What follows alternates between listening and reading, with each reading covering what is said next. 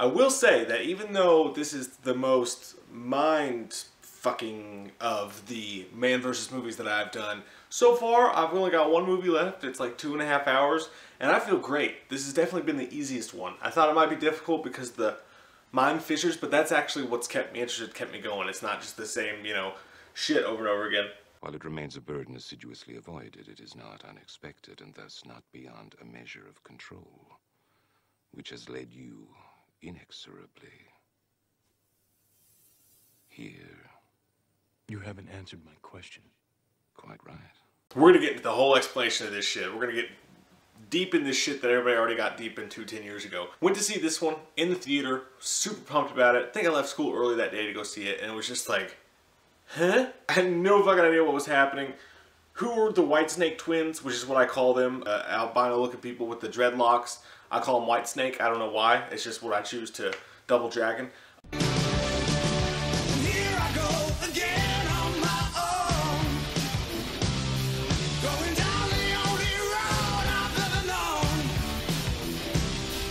I'm a little bit older, a little bit wiser, and I gotta say, this movie's not as bad as I remember it being. I do think what it was missing was more of the real world. Like, I think in the first movie, in the Matrix movie, we got to see, like, the origin of Neo. Like, we got to see who he was as a person, the whole, like, charming stuff behind the fact that he was just this cubicle guy, and he's a regular dude trying to escape, and then watch him, like, Breaking Bad Bryan Cranston becoming a drug dealer. We got to watch him in a lot of shorter stints become, you know, the person who's supposed to be the savior of the world. I think this movie misses that. I think it misses that, like, humanistic touch, because we spend so much time over on Zion and doing weird shit. Like, everybody has dreadlocks in these movies. I guess, like, Rob Zombie, everybody's gotta have a beard and curse. The Wachowski brothers, everybody's gotta have dreadlocks. They like dreadlocks a lot. Why do we have to have, like, an MTV grind session on Mount Zion? Like, what the fuck was the whole, like, slow booty dancing at the same time Neo and Trinity are getting on? And, you know, the first quarter of this movie was like, the whole purpose was, hey, Neo wants to fuck. Neo needs some ass. Because they've been on this ship with this weird dude Morpheus who's like watching everything they do, and it just probably feels like he can see everything. So they've got this new thing going on. They got all their leather and shit, and they just want to go somewhere and bang it out for a little while. And you know what? I'm okay with that. I understand that. It's a real life issue. And when Neo takes on like all those Agent Smiths, super badass guys. That was one of the coolest things I've ever seen in cinema. Like, that was just amazing to watch, and it still is. That's what you go to the movies for, is crazy shit like that. And that's what the first Matrix did. It did new shit. It just brought new stuff to it. And being a sequel, I could see this is easily disappointing for some people because they didn't really push the boundaries of that.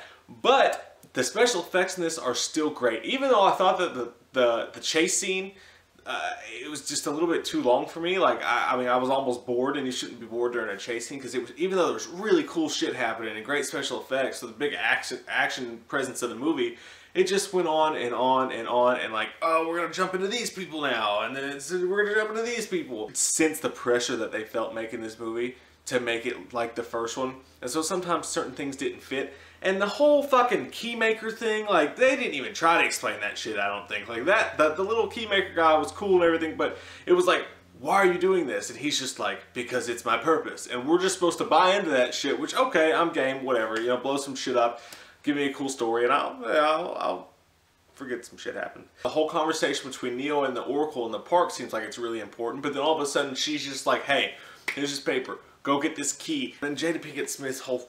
I don't fucking cut that shit out of the movie and make it 20 minutes shorter. I want to get back to the shit that, like, Neo taking on, you know, Neo taking on the Matrix and all that shit. And we've got all this other stuff going on. I didn't need a 20-minute dance party scene. The special effects still amazing. There's some really deep shit in here. This movie at a point blows your fucking mind.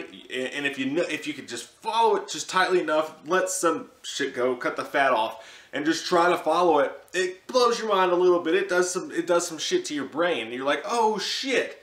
No. Oh, shit. So he gets up to the room, and Colonel Sanders turns around in his fucking chair, and he's like, everything you know is shit. This is basically my idea of what's going on here. First off, Agent Smith. When Neo goes inside Agent Smith at the end of the first one, he left some of his DNA behind in him.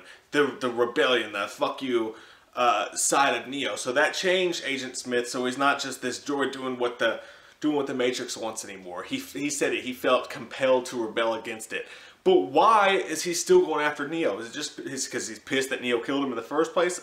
That's my only guess as far as that goes. And then we get up to the architect, and Neo's standing there with the architect, and the guys, basically I think what he's saying is, they created the Matrix. This is the sixth time they've made the Matrix. They created it before, but the first time we did it too perfectly, like they said in the first one. We made it too perfectly. It was utopia, and people rejected it because it just didn't seem right because we're used to having bullshit happen to us. Then they made it right. They put all war, they put all the ugly shit into it, you know, the Justin Bieber inside of it. And then it was like, okay, there's shitty things here, so we can all agree with this, but still something else went wrong. So basically what he's saying is he had to create Neo, and he had to create the one, because 99% of the people accepted it, but 1% or 0.1% had to reject it. So I think what they're saying is that not only did they create the Matrix, but fuck you, your real world Zion is all part of the plan too. Because every so often, we just fill it with the 1%. Let them think that they're free, and that they have to find the Neo, they have to find the one. And every single time you get back up to this room, and I give you a choice. Walk through this room, and I fucking burn everything, and everybody fucking dies. Walk through this room, they take the code back out of you, everything resets again, we start the Matrix over again. You take some people, fill up Zion with it, make them think they're free, and we'll just go through the cycle again. Because you're like the exception that proves the rule, pretty much. You're the cog that keeps everything balanced. And every so often you get powerful and we have to destroy you all and start over again. But that's what keeps shit going over here in the Matrix. Does that make fucking sense? But I think that's what Colonel Sanders is saying. And then, but the difference this time around is that Neo's in love. So the whole thing is that love conquers all. Neo goes, fuck you, I'm going through this door and everything's gonna burn and die. But hope, I have hope that I'll figure some shit out before I get there. I'm just gonna throw some shit at the wall and see what sticks. But I'm gonna go save Trinity, cause dad ass. And then the Oracle is like, she's a program too. She's like the mom of the program, if Colonel Sanders is the dad of the program. And then all of a sudden when the movie ends, we get up there and they're like, a bunch of shit got destroyed, but there was one survivor, and they find Bane, who is the host of Mr. Smith. So basically, this is the reason why Smith's able to go between both worlds, is because technically Zion is a product of the Matrix too. So now that everything's not fucking real, how do you win? So, some weird shit in this one. Whitesnake was just weird. It was cool looking, I guess. It made for a good action scene, but what did it really add to the story? You got the crazy French guy who likes to order chicks cakes. I don't care, it's kind of a cool idea. I'm glad that they stepped the bar up. They tried to do something fucking nutty with this one. Because, I mean, how do you follow up the first one? Just that everything you know is fake idea was really fucking cool. You're going to make a sequel to it, and you got to try to live up to it, so they got to try to blow your minds again, and it's really hard to blow minds. That's why these movies are rare.